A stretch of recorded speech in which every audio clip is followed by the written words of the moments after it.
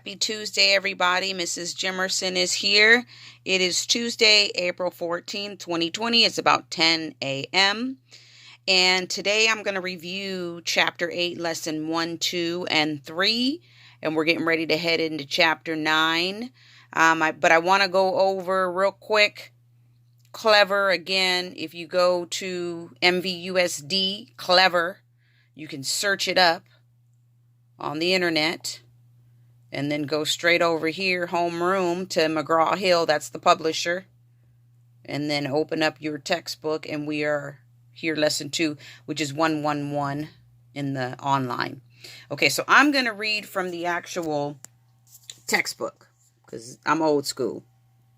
So this is for lesson 1 review. These are the key points that I wanted you to gain from this. All right, so I'm going to read it from here. Actually, I'm going to put the camera over here, and I'm just going to read the answer so you can hear me. All right, so lesson 1 review answers. Question number 1 was, what changes took place in China during this period that led to the decline of the Qin dynasty? It says, during the 1800s, the Chinese lost the Opium Wars to the British, which began a period of increased foreign influence over domestic policy. Okay, so basically the Chinese lost power over their country temporarily. This trend led to numerous countries creating spheres of influence where they controlled territories inside of China, just like in Africa. China also experienced a number of domestic uprisings in response to economic decline and growing power of foreign governments in China. There is a map that shows this. And this is probably the most important concept in the textbook. It's on page 293 in the physical textbook.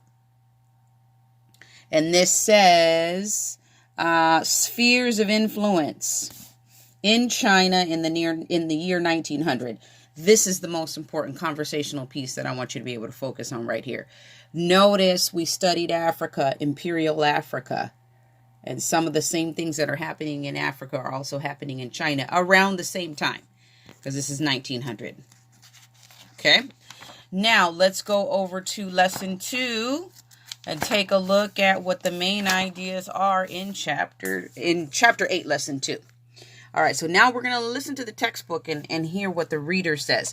If you're an auditory learner, you definitely need to learn this feature, and you need to use this feature. Questions: how can new ideas accelerate economic and political change? How do cultures influence each other? The story begins.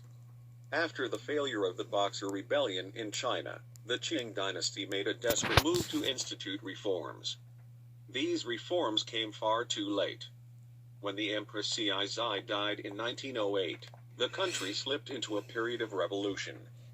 The Qing dynasty finally collapsed in early 1912. And China fell into civil war.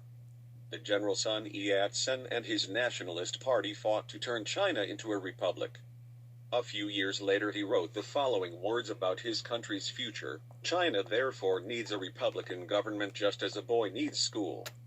As a schoolboy must have good teachers and helpful friends, so the Chinese people, being for the first time under republican rule, must have a far-sighted revolutionary government for their training. This calls for the period of political tutelage, which is a necessary transitional stage from monarchy to republicanism. Blockquote credits Sun Yat-sen. The 3 stages of revolution. 1918 Sun Yat-sen's support for representative government demonstrated the growing influence of Western ideas in China and set the stage for a period of traumatic modernization. Sun Yat-sen became a central figure in the post-Qin dynasty Chinese Republic. Okay, so the post-Qin dynasty is China trying to become a republic, which means trying to institute a system of voting instead of under an emperor where the emperor has total control.